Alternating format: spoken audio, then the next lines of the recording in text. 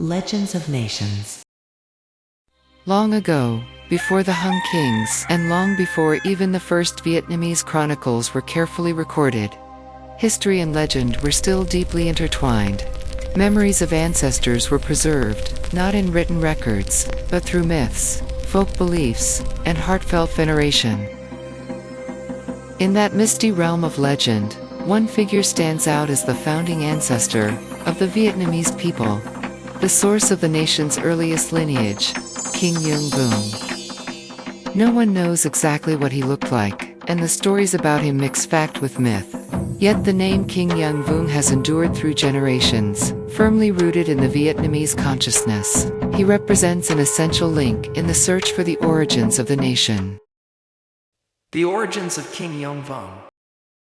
According to ancient tradition, there lived a northern royal named Đế Minh, a third-generation descendant of Shannon, also known as Emperor Yan, revered in Chinese mythology as the ancestor of agriculture. During a journey southward, passing through the Guling region, today part of Hunan province in China, Đế Minh met the daughter of Lady Vu Tin. They fell in love, married, and had a son named Loc Tuc, who would later become King Yeung Vuong.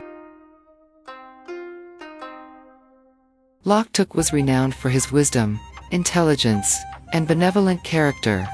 Đế Minh loved him dearly, and even considered naming him heir, although he was not the eldest son.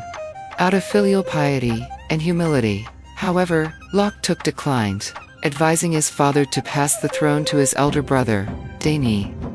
Impressed by his son's virtue, Đế Minh appointed Đế Nhi to rule the north, while Loc Tuc became ruler of the south. He ascended the throne as King Yeung Vuong and established the kingdom of Si Quy, the first dynasty in Vietnam's legendary history. Later historical estimates place the founding of Si Quy around 2879 BCE, marking the beginning of the Hong Bang period, a legendary era that would last more than 2,600 years.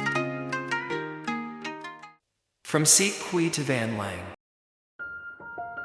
After becoming ruler of the south, Loc Tuc took the throne as King Yeung Vuong and named his kingdom Si Quy. The meaning of this name has been much debated. In ancient Chinese, Sikh means red and was often associated with the south in the theory of the five elements.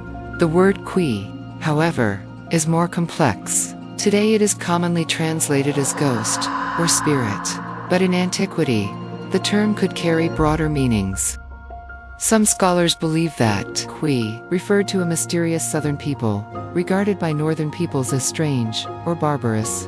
This reflects the way ancient Chinese often described southern tribes, seen as distant, mystical, even fearsome, yet intriguing.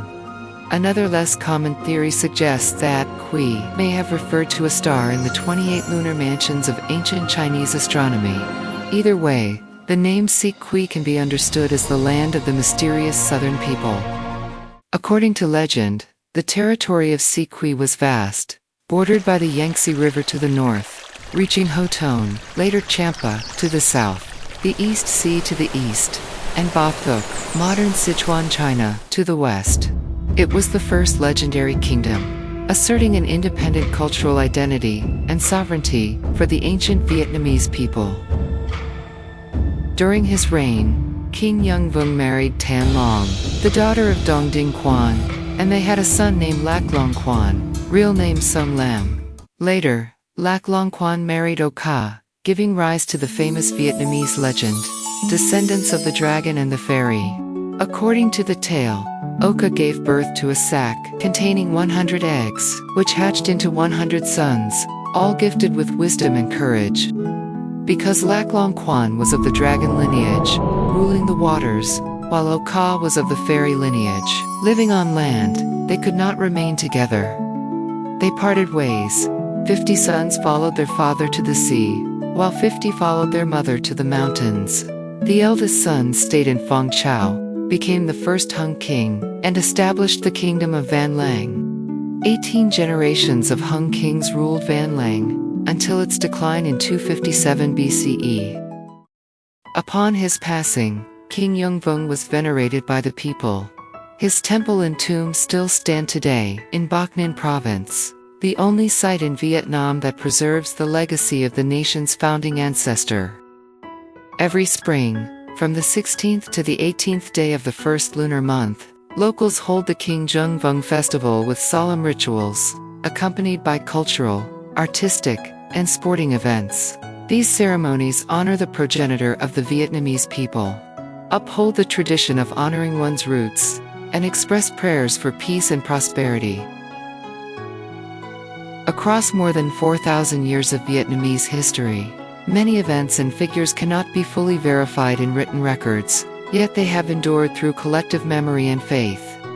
King Jung Vong is one such figure. He is remembered not for military conquests, but because through him, the Vietnamese people found the earliest embodiment of their nation, a route to look toward.